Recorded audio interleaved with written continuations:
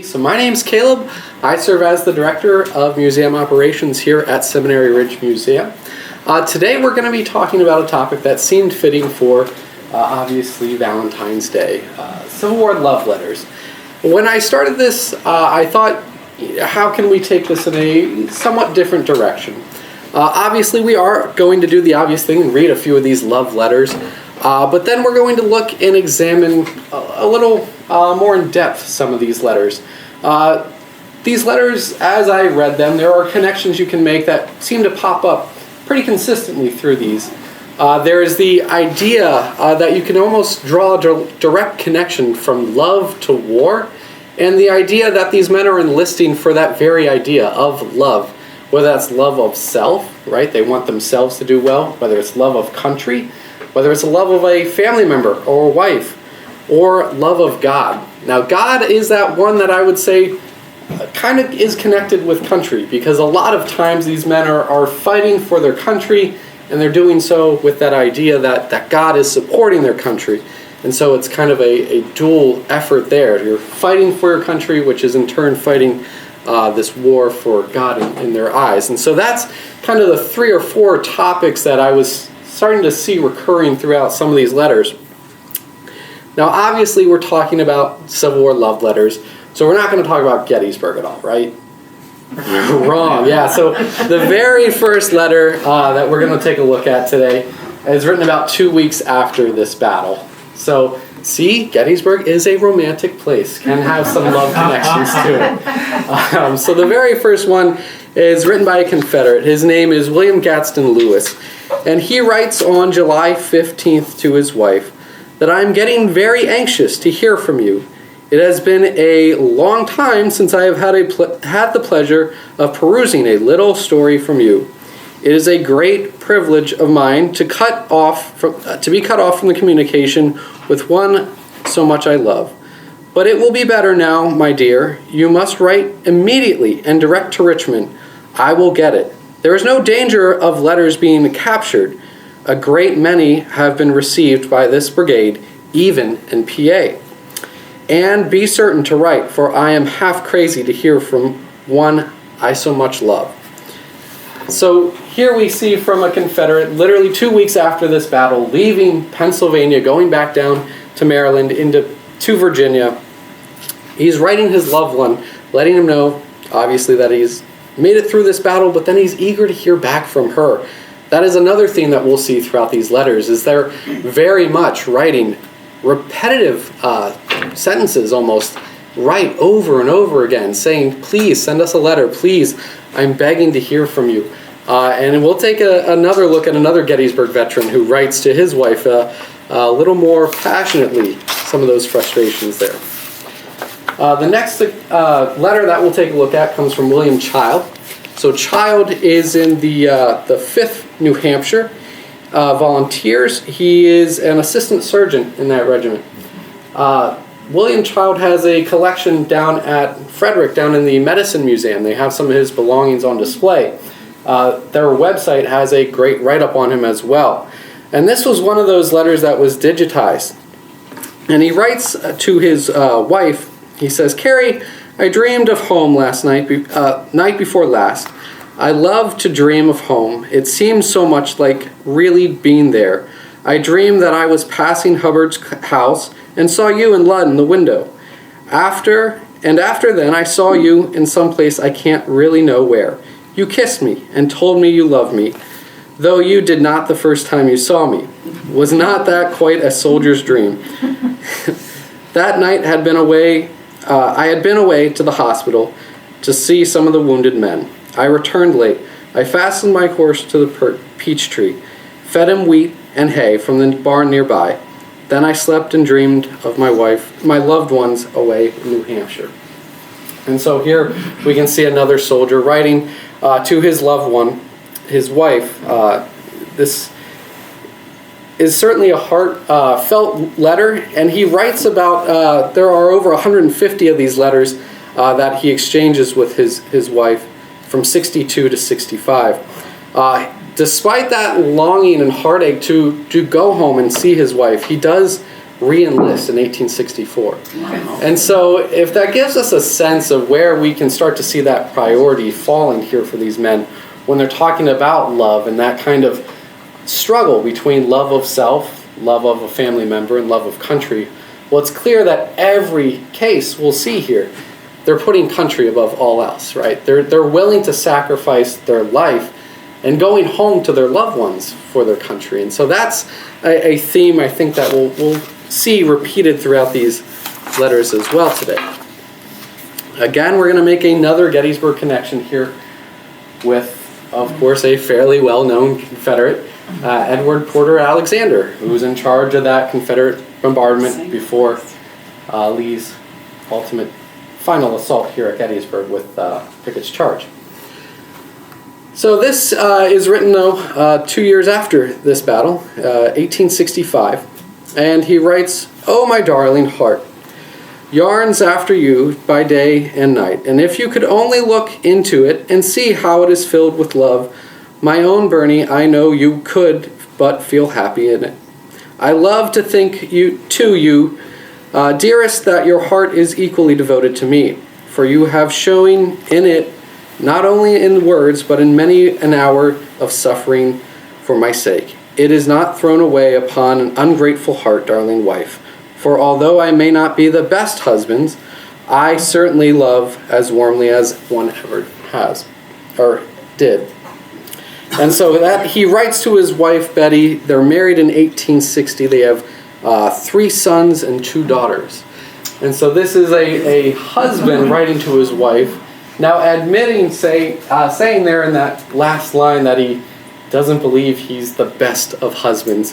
And we'll look at one individual here who writes to his own wife a letter that I would say is in agreement. He could use that line as well, that he is probably not the best of husbands for writing that letter then.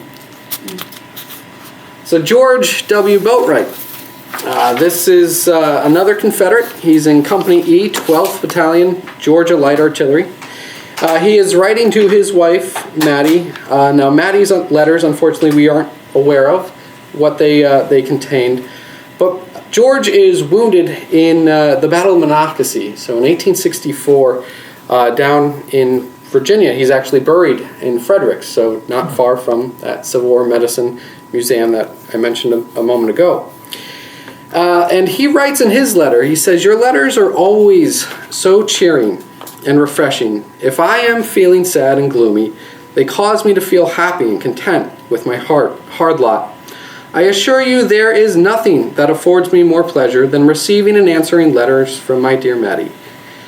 Though they are pure and utter from the heart, these words are my heart's sentiments. They are words that I have longed to speak. Just imagine how happy it would make George to meet with my dear Maddie.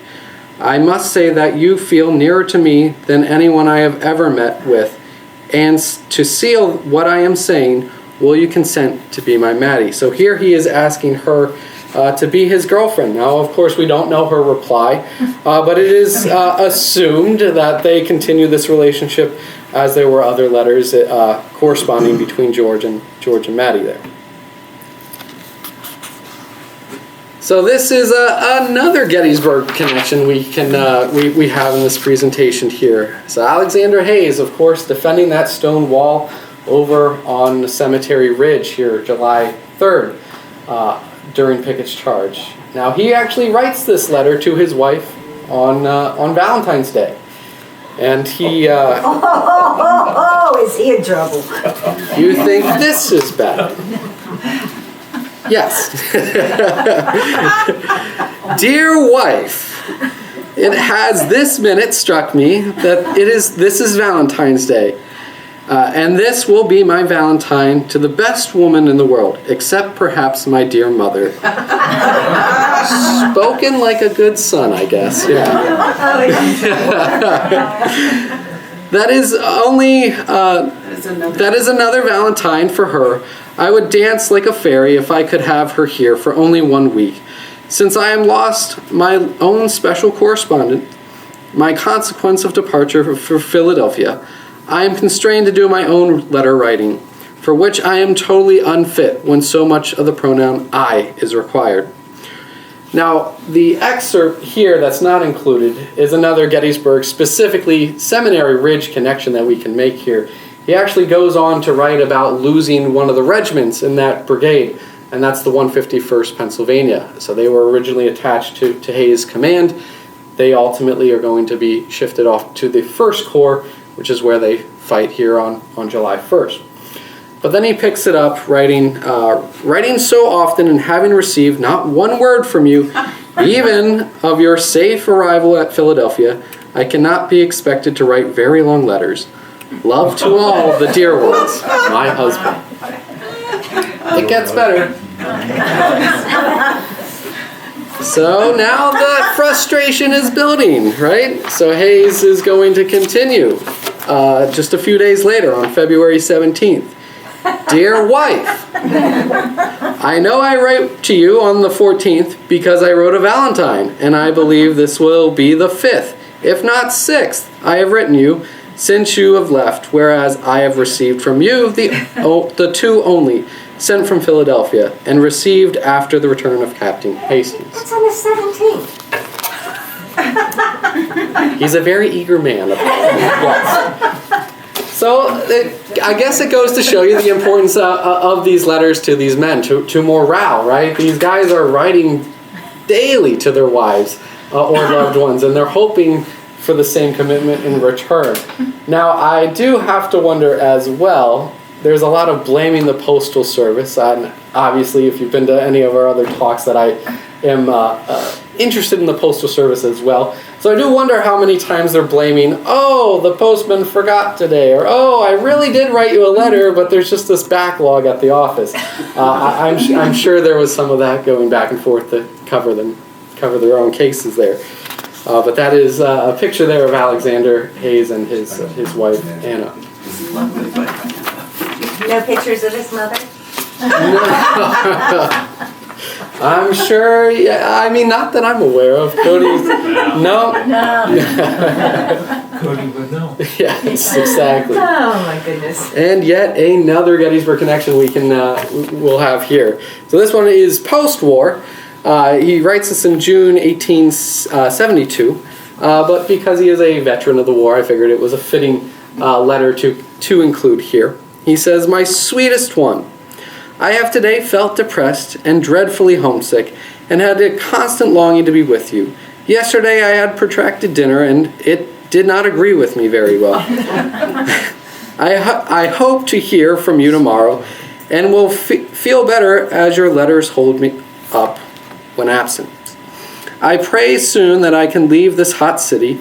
Kiss your little darlings for me. Kiss mother." Another mother reference. Let's hope, yeah. "Kiss mother, and ever know you are my sweet precious wife. How dear, doubly dear you are to me, and that you have all the love of my heart, your devoted husband."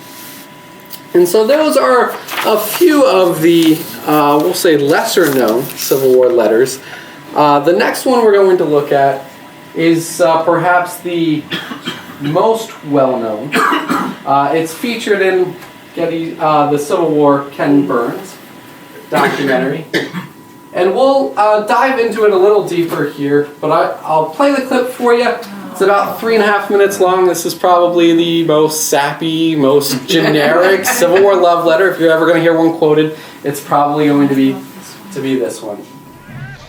A week before the Battle of Bull Run, Sullivan Ballou, a major in the 2nd Rhode Island Volunteers, wrote home to his wife in Smithfield. July the 14th, 1861, Washington, D.C. Dear Sarah, the indications are very strong that we shall move in a few days, perhaps tomorrow.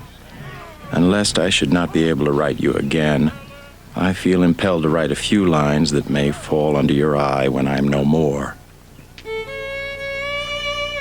I have no misgivings about or lack of confidence in the cause in which I am engaged, and my courage does not halt or falter.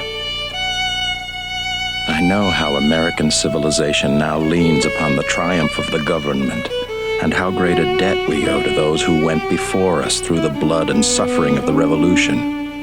And I am willing, perfectly willing, to lay down all my joys in this life to help maintain this government and to pay that debt. Sarah, my love for you is deathless. It seems to bind me with mighty cables that nothing but omnipotence can break. And yet my love of country comes over me like a strong wind and bears me irresistibly with all those chains to the battlefield. The memory of all the blissful moments I've enjoyed with you come crowding over me, and I feel most deeply grateful to God and you that I've enjoyed them for so long. And how hard it is for me to give them up and burn to ashes the hopes of future years, when, God willing, we might still have lived and loved together and see our boys grown up to honorable manhood around us. If I do not return, my dear Sarah, never forget how much I loved you, nor that when my last breath escapes me on the battlefield, it will whisper your name. Forgive my many faults and the many pains I have caused you. How thoughtless, how foolish I have sometimes been. But oh, Sarah, if the dead can come back to this earth and flit unseen around those they love, I shall always be with you in the brightest day and the darkest night. Always. Always.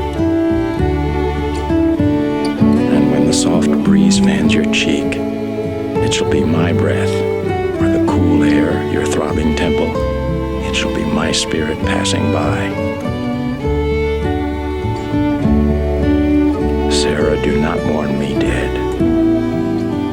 Think I am gone, and wait for me, for we shall meet again.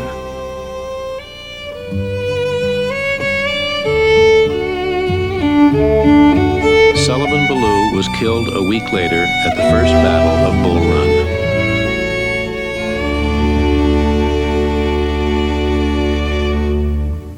All right, so Sullivan Ballou, he writes probably what is known as the best, most popular Civil War love letter, and tragically is killed within about a week after he sends that or writes that letter. But those themes that we talked about, this was the letter that really sparked that for me, where you're seeing these competing ideas of why these men are fighting, right?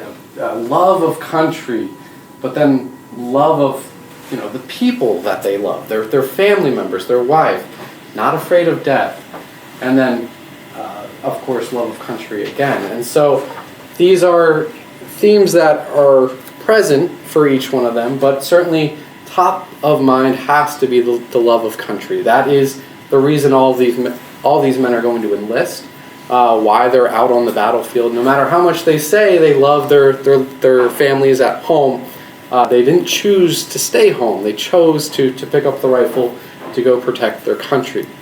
And that other idea of love of self, where my self-preservation says, I don't want to die, but again, they're putting country above that, saying I'm willing to die for the country I love so much. So deathless, fear of death is certainly top of mind, but doesn't stop them from enlisting. So interesting letter, very deep, very emotional, and probably the most popular Civil War love letter to date. So looking at another series of letters, these were two different ones. This is coming from Dr. William Wallace and his wife, who then responds with her letter at the bottom there. But his letter is notable, I think, because for all the gentlemen in the crowd that didn't buy your wife flowers yet, shame on you. Dr. Wallace is going to put you to shame. He says, Darling, artillery is booming and musketry is rattling. Another struggle at hand. Please accept a few frail flowers gathered from the battlefield as a slight token of my unbound love. Forever your Wallace. So, Sorry, guys. Make sure you get flowers on the way home. He sent them from the battlefield. So, and then a response letter from his wife. She says, "Dear Wallace, when victory was heralded, how could I rejoice until I knew a gracious God had spared you to participate in the glorious results? Had your life been sacrificed, I should have no heart to join in the acclamation of triumph for what could be life, victory, pleasure of the world without you. Mary Stuart." And so again, she's referencing those other kind of bigger ideas, God, life without him, so life and death. Clearly, I think if you were asked the wives at home, the families at home that are left behind, I think that was a bigger struggle there, right? Where the men are so eager to go fight and are willing to lay down their lives for their country. I think it's the families that are left behind that are saying, no, wait, what about us? What happens to us if you die on the battlefield for these kind of rather large picture causes sometimes? These need to go fight and defend their country. It's kind of the flip side of that. Now another Gettysburg connection, maybe a little more controversial there. General George Pickett. This is June 18th, 1863, so just before this battle takes place. He writes that each day, my darling, takes me further and further away from you, from all I love and hold dear. We have been guarding the passes of the Blue Ridge. Today, under orders from Morris Roberts, we cross the Potomac. McLaws and Hood's divisions and 3 brigades of my division follow on After Hill. May our Heavenly Father bless us with an early and victorious return. But even then, the price of it, my little one, the blood of our countrymen. God in his mercy temper the wind to us. Have faith, my little one. Keep up a skidadoom-tum. Your soldier feels that he will return to claim his bride and his beautiful, glorious bride. And then we shall be so happy, my darling, that all these days to come we will show our loving gratitude to our Father for his mercy and sparing us to each other. And so that is to his wife, Sally. It's obviously during the Gettysburg invasion, moving northward while in Maryland. Now, we referenced earlier a line, and I will save that for the next slide here for Urban. But Urban Owen is a doctor. He enlists in the 20th Tennessee Infantry in May of '61. And he writes, "Dear wife, oh, the word wife falls so sweetly upon my ears, and I hope to live and try to render the word husband not disgracefully to you. If I can't make it pleasant, I acknowledge that I am not worthy of the pure love of so good a woman as you.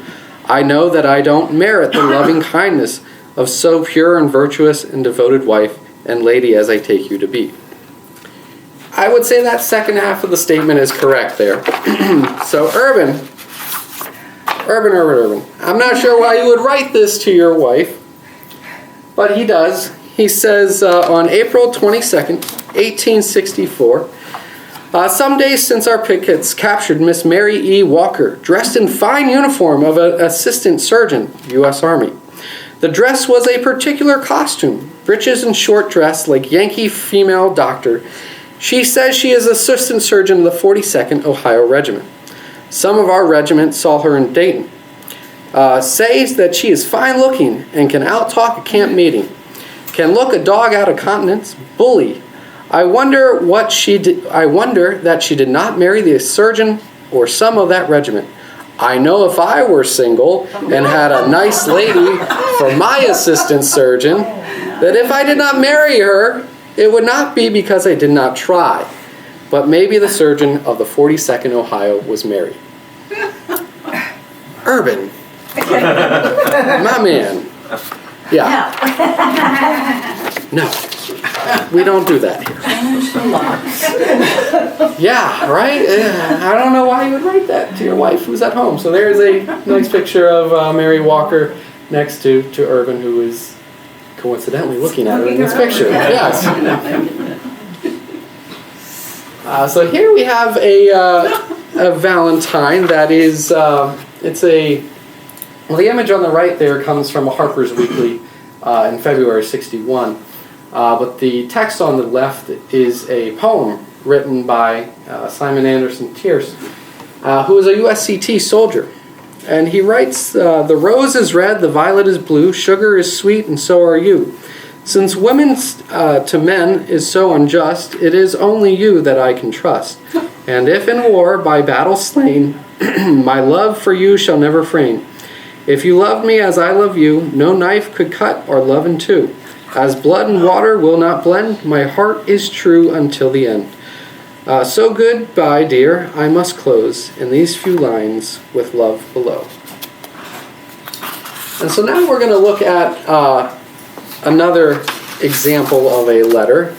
And Valentine, this is where we're going to transition now from looking specifically more at these love letters into a little more Valentine Day traditions and Valentines being sent to soldiers. Now this one is a letter, so we're going to kind of blur the lines here before we make the jump directly into Valentines. But this letter is written, in part we can see that it's torn there, so we don't know the rest of the contents of it.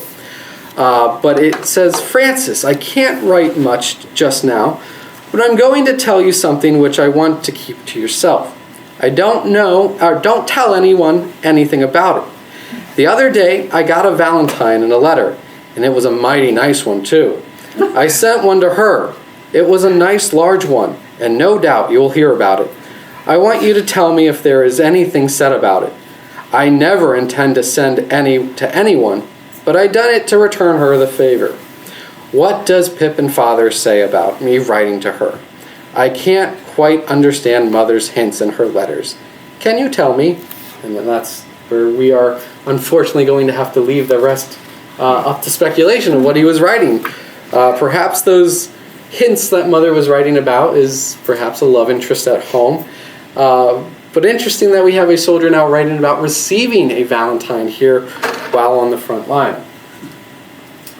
So examples of Valentines, they're going to differ pretty drastically north to south. So in the north there's a lot more manufacturing obviously, but paper is much more readily available. And so in the south, especially as the war goes on, there's less letter writing ability, there's less paper for them to use, at least good clean paper.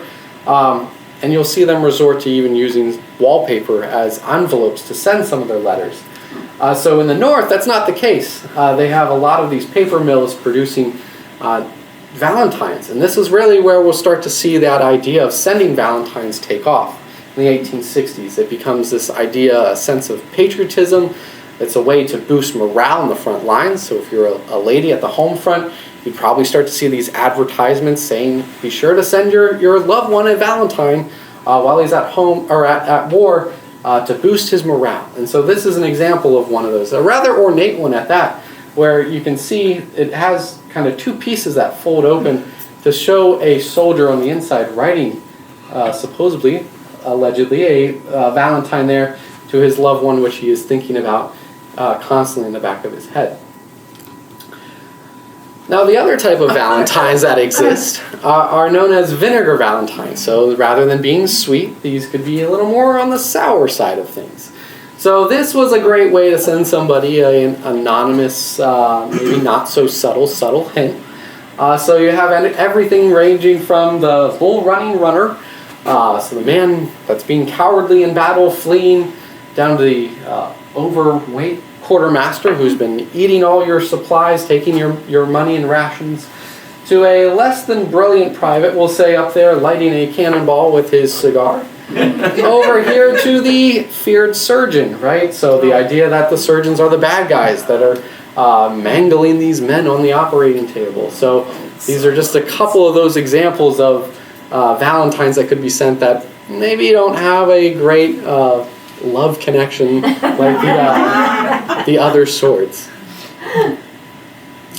And then we talked a little bit there because I'm interested in the postal side of things. This is a cover that illustrates. It has an image there of a soldier leaving war for war on the front there with his sweetheart or wife on the side. And so that gives you some examples of kind of the difference there between North and South. As the war is going on, the North is using the system of using envelopes as kind of this propaganda way to boost morale on the front lines, whereas the South, there's literally scraping wallpaper off the walls to send their letters. So there's that contrast.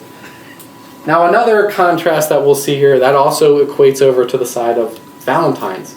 And this is a Valentine that a soldier will create while in camp, a Confederate, to send to his wife.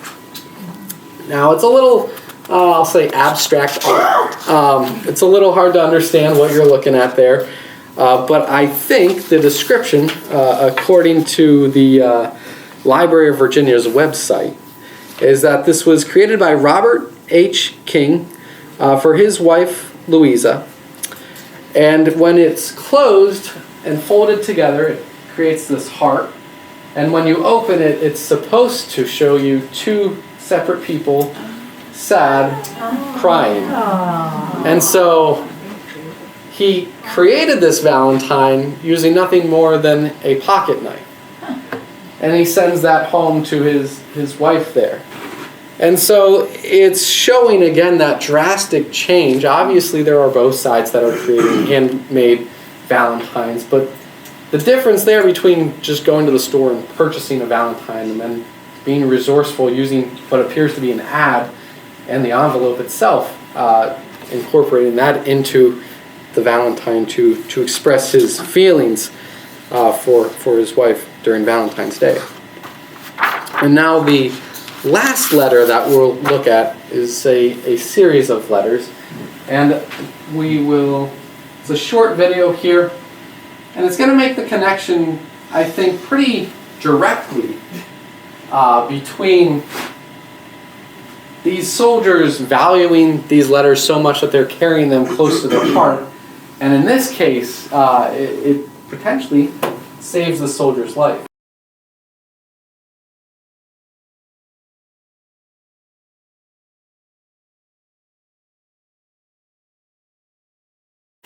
So that the connections that you can make here is a literal one for that soldier who's carrying these letters so close to his heart that it literally saves him during battle.